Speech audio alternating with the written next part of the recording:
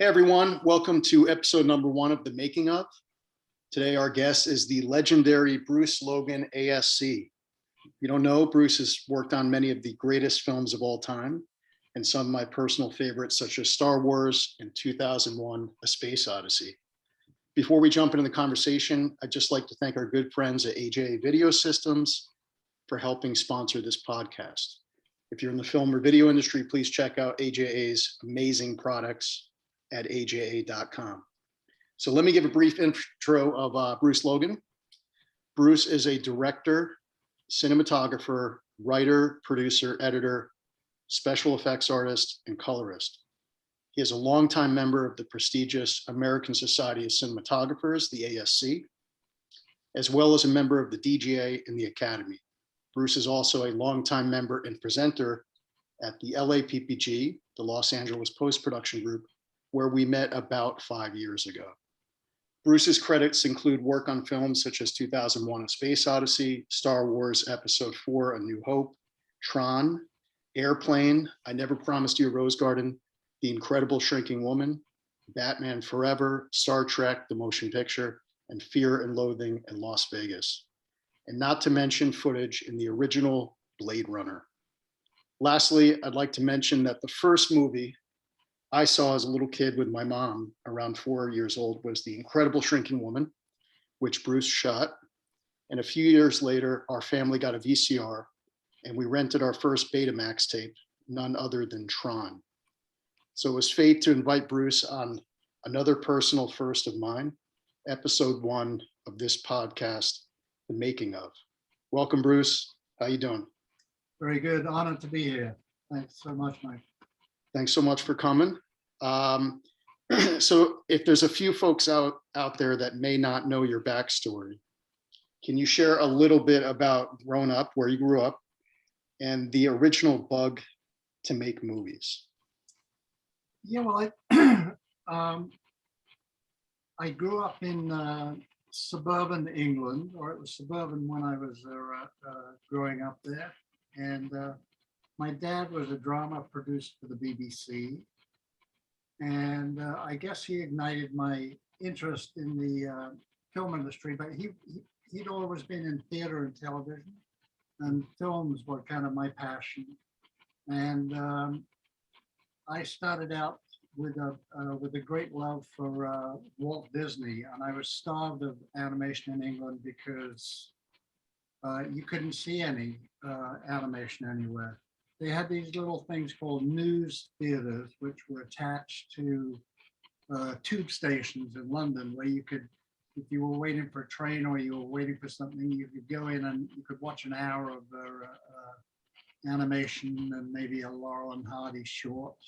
Mm-hmm. And you could just stay in there. And so that was really my exposure. And then Disney came out with one feature a year. So I started animating when I was 12. Mm.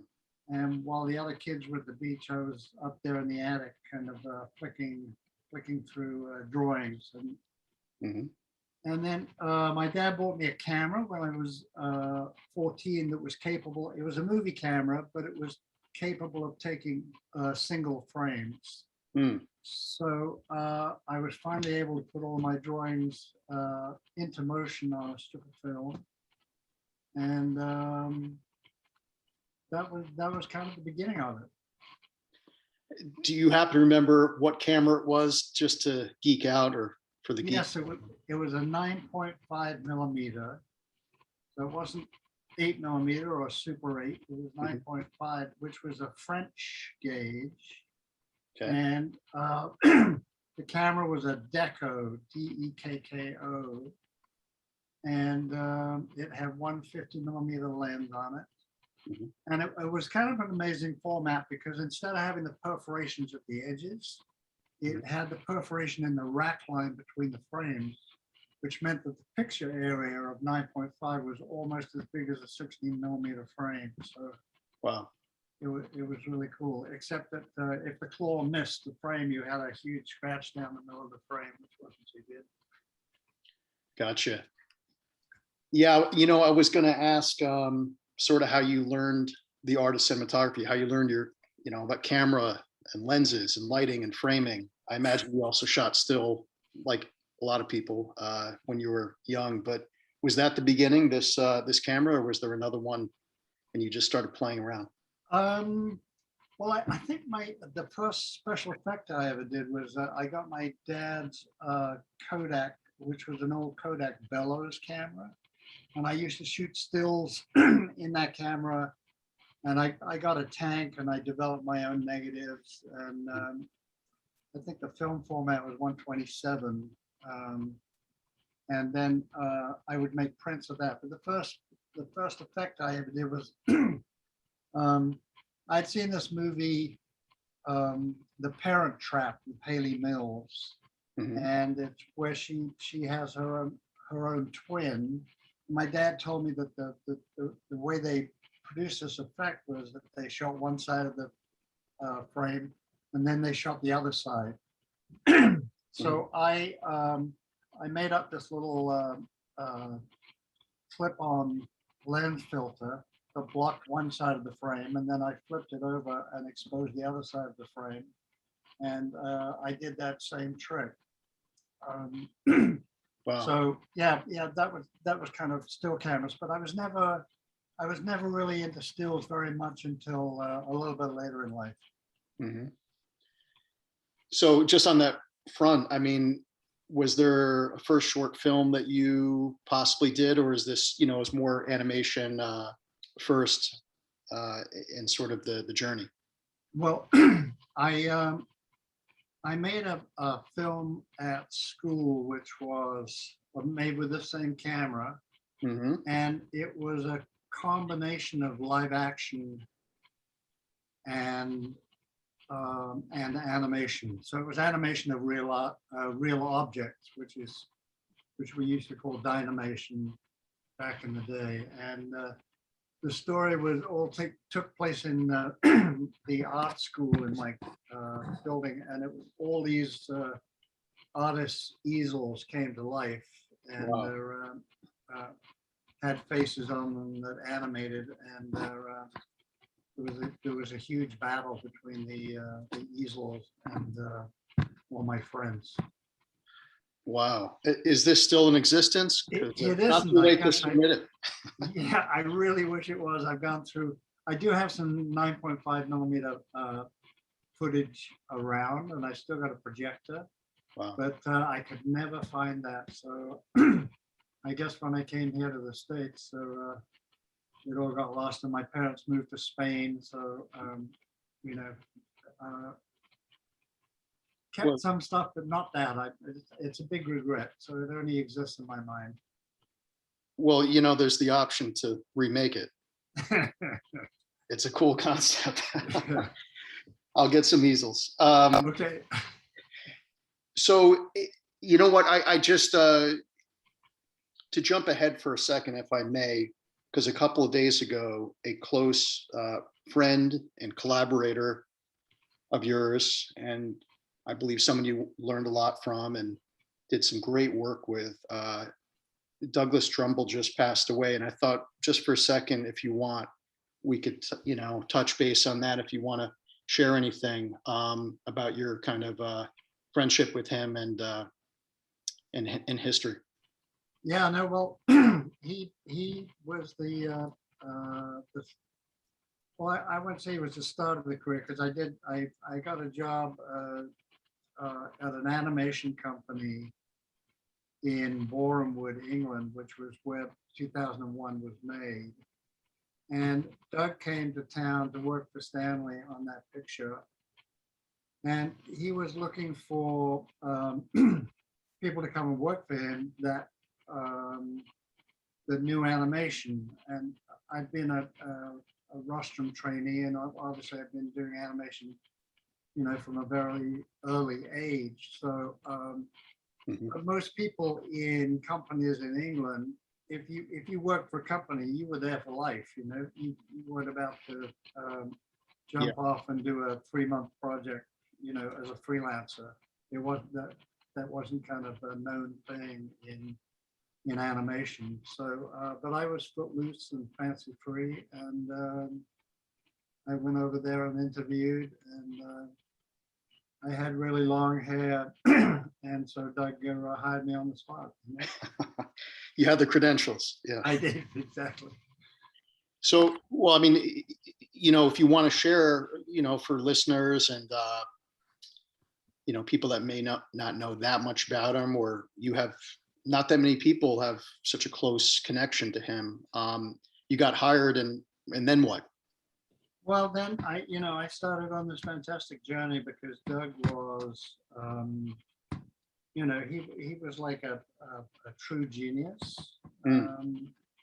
And, he knew about, his dad was like an old effects artist. He'd worked on, the Yellow Brick Road. And so he kind of grew up in the business, but he was an engineer. He was an artist. He did these fantastic photorealistic paintings. Mm-hmm. And so he could have been a mad artist. He could have done anything, but he had worked at graphic films on a picture for the World's Fair, I think called The Universe, and Stanley had seen that Mm-hmm. film and had called up graphic films, and he wanted graphic films to come and do the visual effects with him. Mm-hmm. And they weren't able to, but Doug heard about it and cold called Stanley and said, I'd like to come over and work on the film. And he did. And, his contribution to that film is just immeasurable, especially his invention of slit scan, which was the kind of the moving light show, which was the signature visual effect of that film. Towards the end with the color on the left and right, and he's going through the cosmos or whatnot, right? Exactly. And, that was all done with street photography, with a camera moving in on moving artwork. And, it was a huge engineering job. And, no computers were used in the making of 2001, even though it was a movie about a computer. So it's so amazing. I mean, I just have to say, in my top 10, period. It's just, I can talk about 2001 for an hour or asking questions, but I do want to say though, that's a testament to cold calls. Yes, isn't it? That's wow. Fantastic, isn't it? Calling up Stanley Kubrick and getting that gig. But so yeah, I mean, and did you guys go on to do Beyond? Well, yes, he brought me over. He brought me over to the States. He started his own little visual effects company. Mm-hmm. At the end of the movie, and he brought me over to work on a picture called Zabriskie Point. Mm-hmm. And we went out to the desert and let off thousands of pounds of napalm at night and shot these huge fireball explosions. Yeah. And they were never used in the movie, but they sat around in cans for about 15 years and were finally used in the opening shot in Blade Runner. So, yep. it was kind of an incredible, very strange happenstance, to use footage many years later on a different movie. But I never put Blade Runner on my resume, but I guess I could have done. I think you can. I think you think it's legit. So, I want to, and I apologize if I'm going a little bit back and forth here, but you've worked on just, a ridiculous amount of things here. But I wanted to take a minute, if we could, and talk about, one of your major accomplishments, because this year, believe it or not, in 2022, it's the 40th anniversary of TRON. And so I just wanted to take a minute, if you'd like, and talk about TRON, how you got involved. That's kind of a revolutionary film at the time, I believe, one of the first major films to employ CGI. But you know, you were DP on that, so I'd love to hear just a minute or two, if you want, about working on Tron. Yeah, well, obviously, from my childhood, it had always been my ambition, you know, to work at the Disney studios. And I got a call. I don't know where the call came from, but I found myself in an interview with Steve Lisberger Mhm. at the Disney studios on Dopey Drive. And I don't know. It doesn't seem like I auditioned for it. It seemed like when I walked in the office, I kind of had the job and I was doing it. So Mm. it was kind of amazing. But yeah, the movie kind of broke down into three things. There was live action, Mhm. and then there was live action that took place in the computer world, and then there was raw CG footage, the first CG footage ever used in a feature motion picture. Mhm. So the most interesting stuff was the stuff that I shot for the computer environment, which was all shot on 65mm black and white film. Wow. And they blew up every frame that I shot onto a codalith cell, and shot it with colored filters and diffusion filters and multiple passes. And it was very similar to the work that I'd physically done effects wise on 2001. So there was a real kind of evolution there. Mhm. And the you know, it was truly groundbreaking. I guess you could you could make that movie on your laptop now, but back then it was it was a very arduous, very technical process, you know? And all photographics are very organic.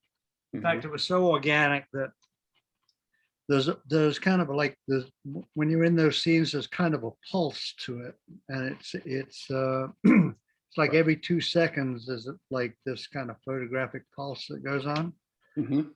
And what it was the inconsistency in the negative material that was used. So you get a box of these cells that every frame was blown up onto, and because of the inconsistency in the emulsion, every new box that you opened started off, you know, from underexposure to overexposure. So that's kind of an organic part of the movie that not too many.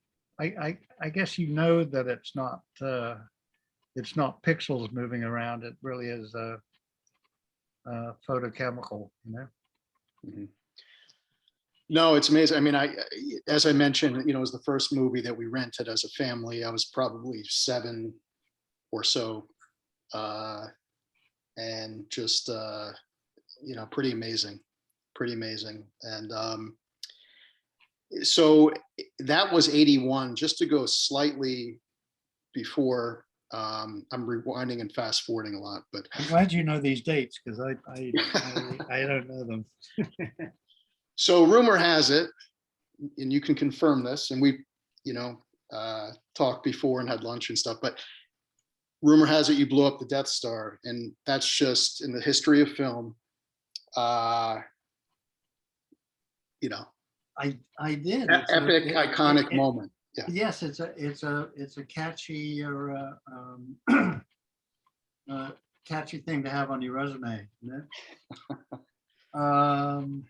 Yes, I had originally interviewed as like an effects director on that, and I kind of had a live action career going, and that was the direction that I wanted to go. But I was brought back in on Star Wars because George had gone away to do the live action in England, and when he came back, there hadn't been a frame of the visual effects shot yet, and that was because John Dykes was developing this signature visual effect, which was creating motion blur on the frames. You know, in 2001, the spaceships moved so slowly Mhm. that you could just shoot them single frame. But in Star Wars, they were moving at such a speed that they had to have blurred back. You know, they had to have motion blur on the frames.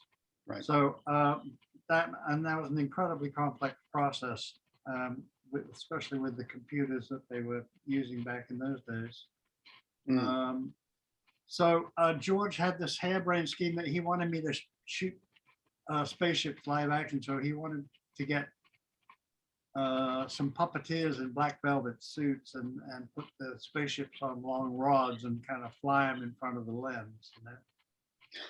So he asked me to put this little unit together to do that. So of course that didn't work out. But then my unit became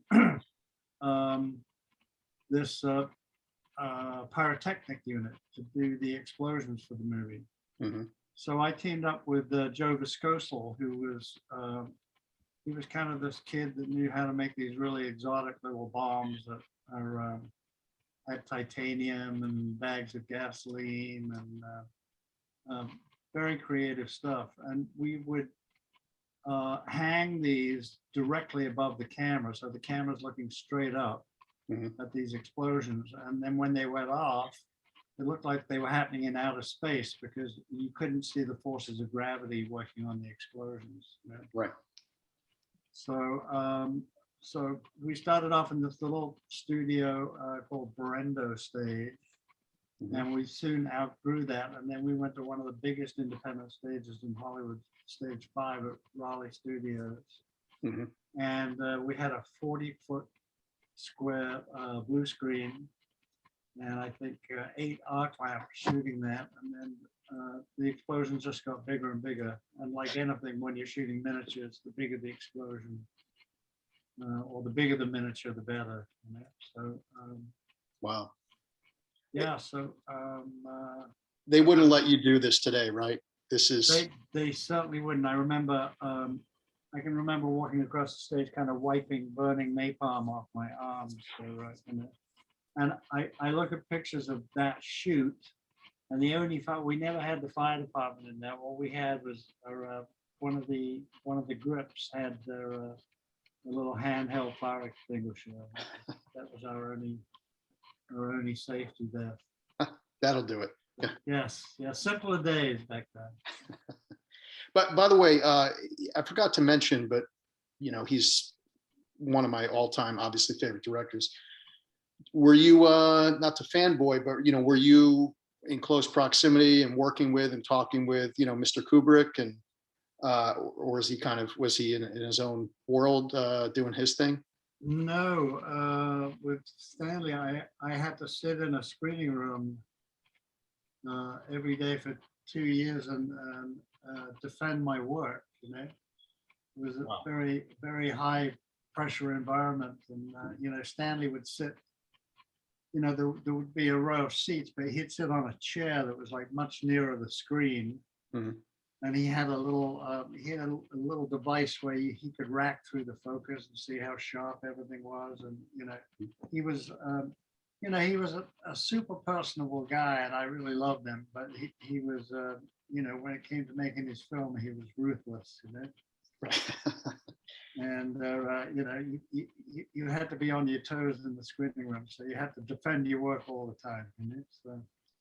So the rumors are true about the perfectionism. Absolutely, yes.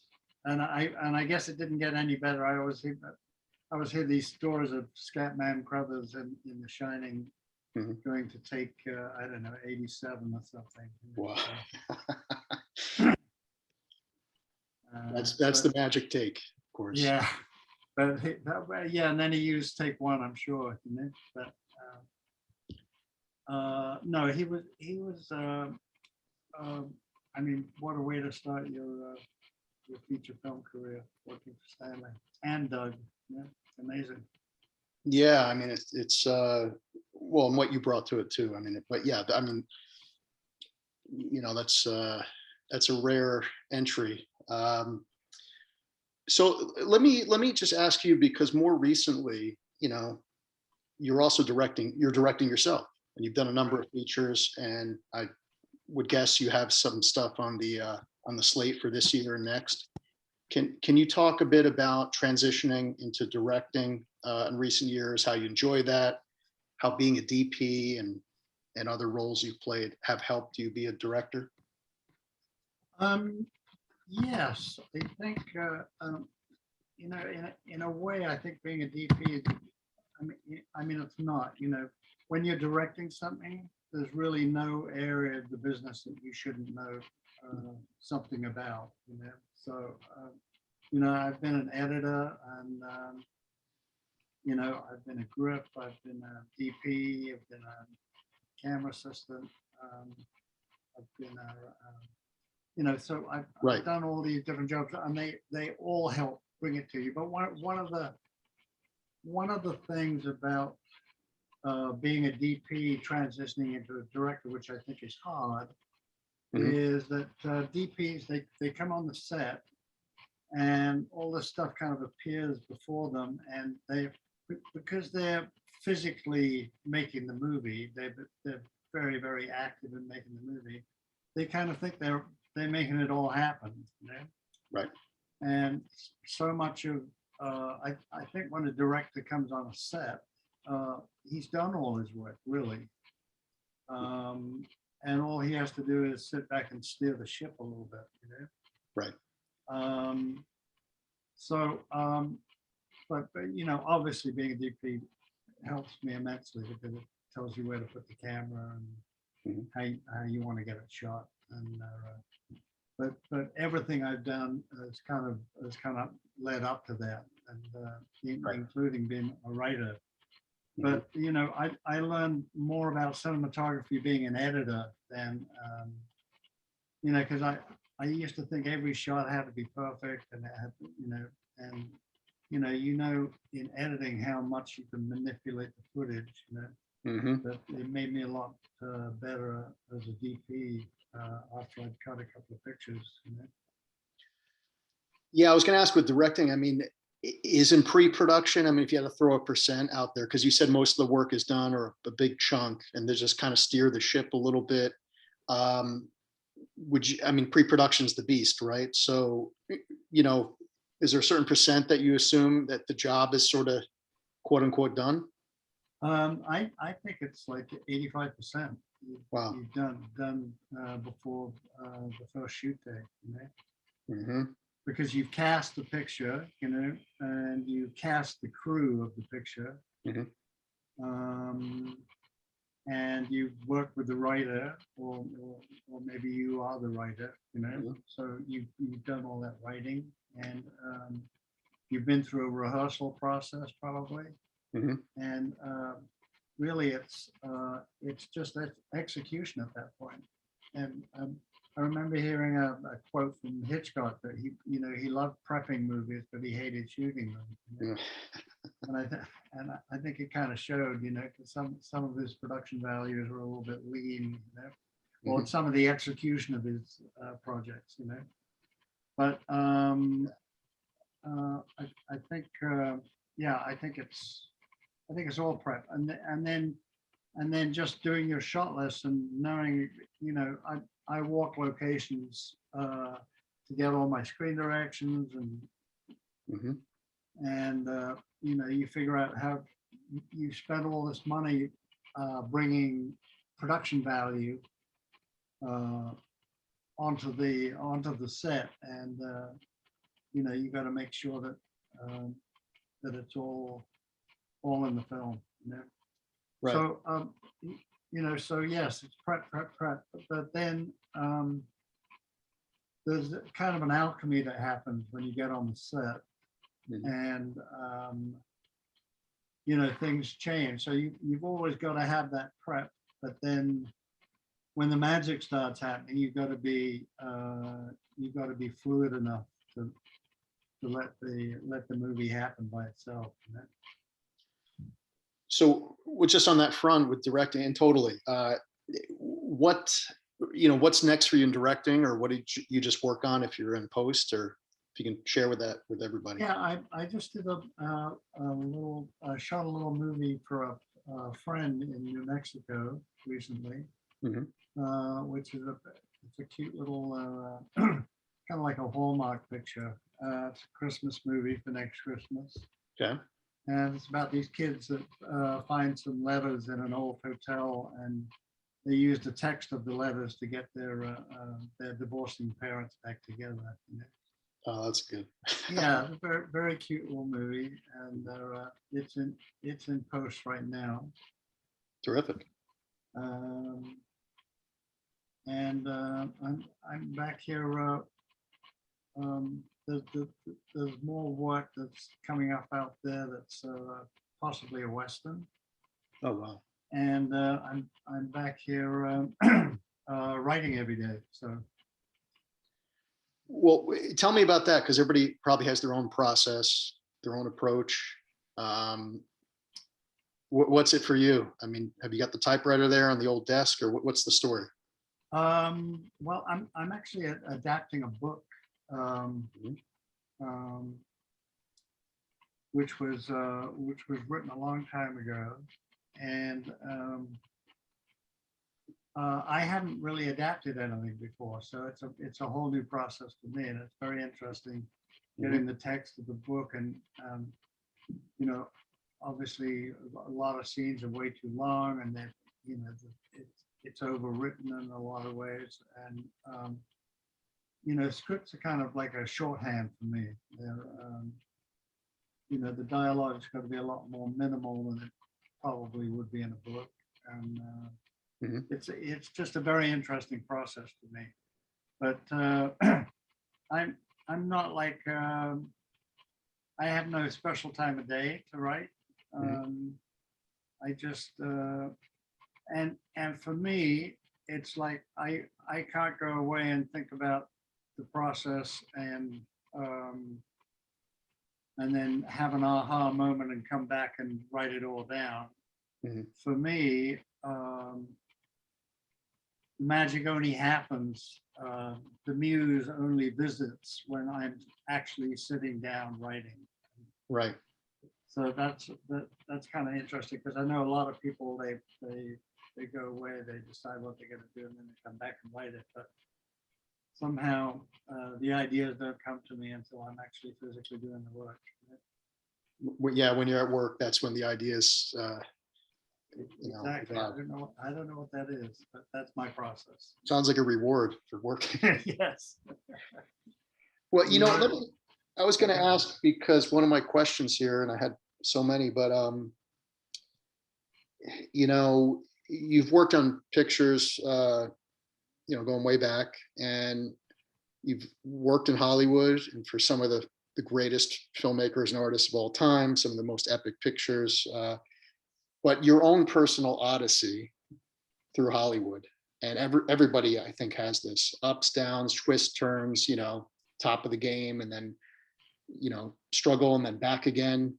Uh, it's kind of a funky town and unpredictable business and industry. I don't think this is news to you.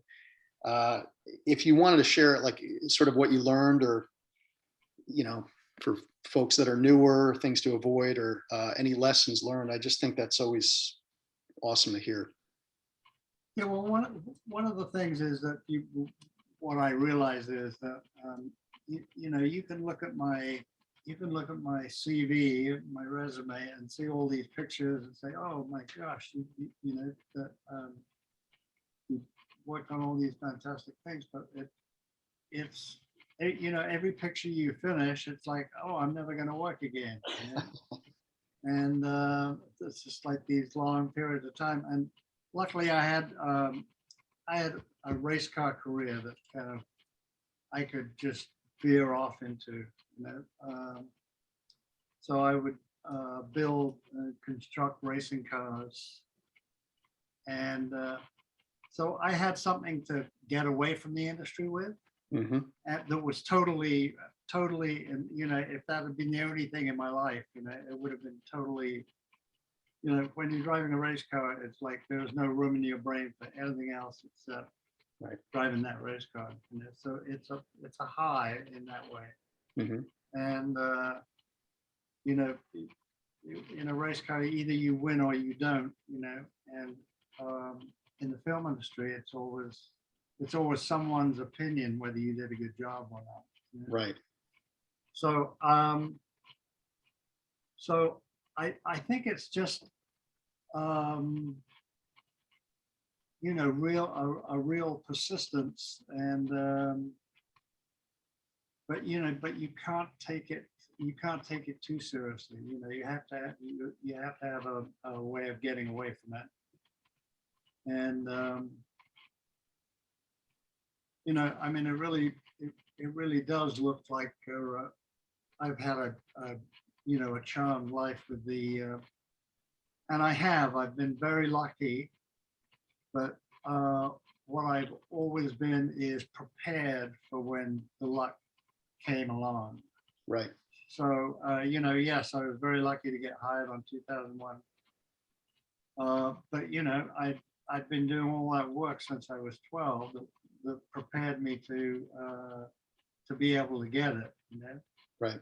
And then same with Star Wars and TRON. And so it's just just go in the direction that you want to go. Right.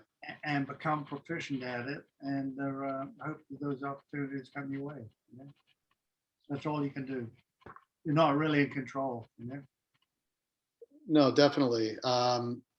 By the way, so 12, and when you stepped onto 2001, which was 1968, it came out. I assume maybe it was they're working on it for a couple of years prior, 2-3 years prior, I assume.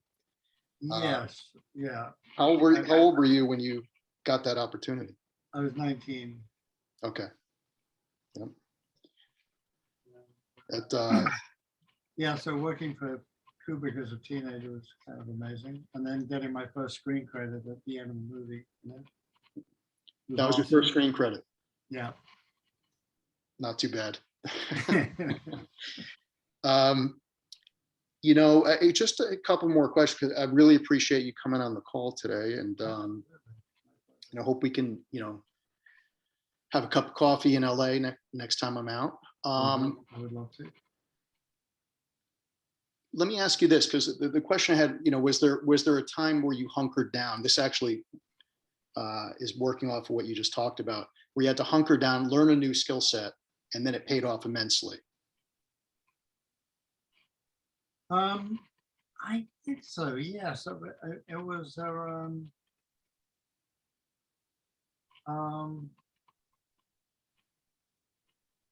you know, I had spent a lot of my career saying, okay, well, I've done that. I don't really want to do that again. I want to move on and do this, you know. Mm-hmm. So I never really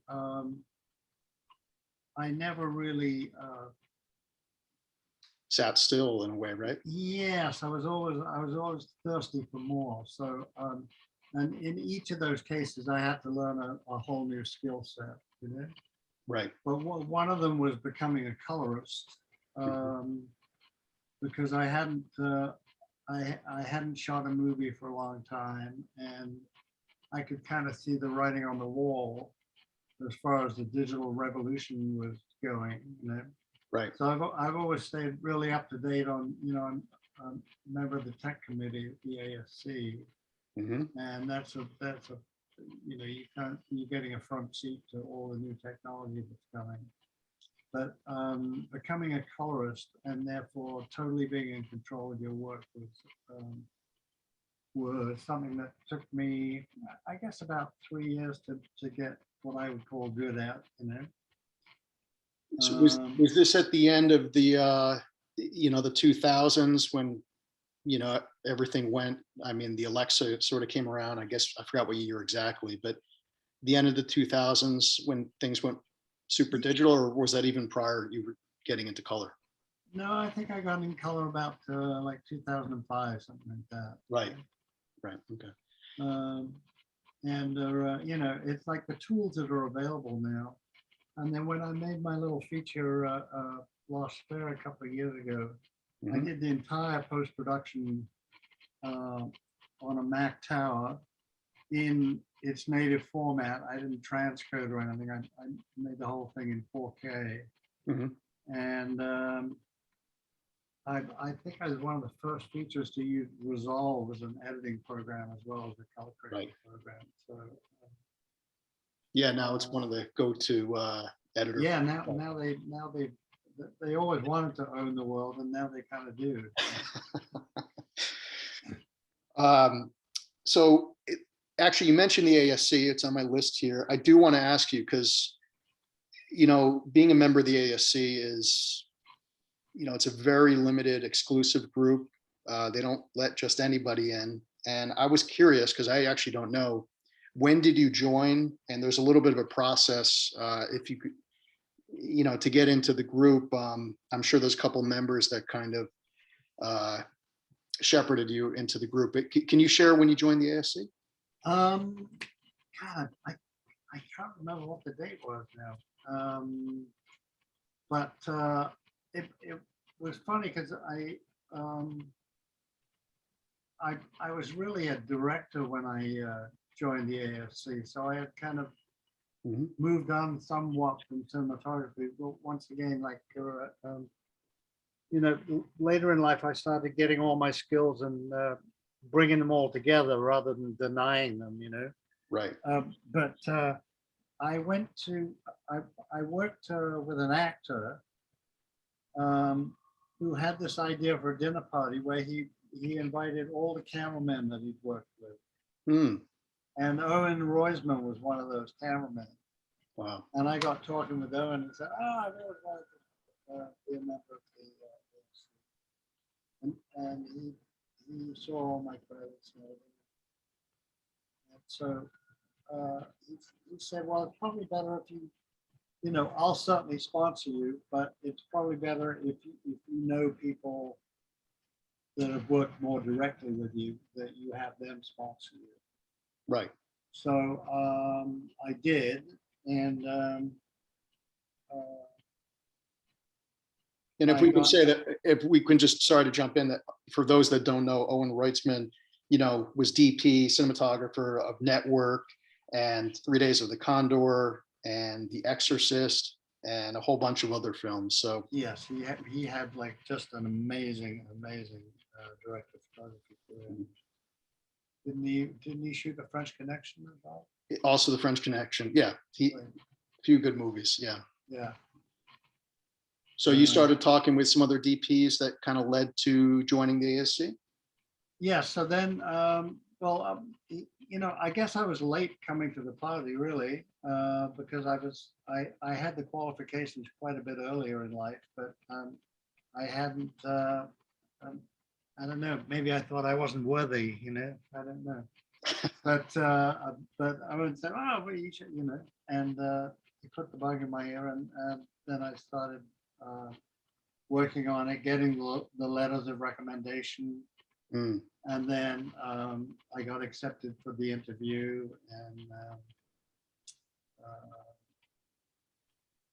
and then was taken into a membership, and it's been a great ride there. It's been, you know, I had never, because I was like a self-taught DP.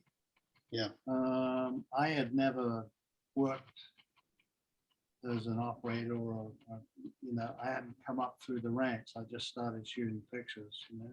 Right. Some go first AC, then the camera operator, etc. Right. Right. The first thing that I shot that was live action was actually when I was working on 2001. The prop guy, Stanley Kubrick's prop guy, Roy Cannon, was making this little dark murder mystery short, and you know, I knew how to load an Aeroflex, and I knew how to read an exposure meter, and I had a couple of sun guns, and I just started doing it, you know, and it looked okay, and so because I'd never come up through the ranks, I didn't know any DPs, right, and therefore meeting DPs for the first time was like a really fantastic experience at the ASC. Yeah.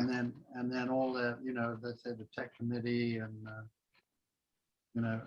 it's a great brotherhood. It really is. You know? Yeah, such an amazing group. I mean, I've been lucky to go to some events, and love talking with DPs and all that. Well, that's great. I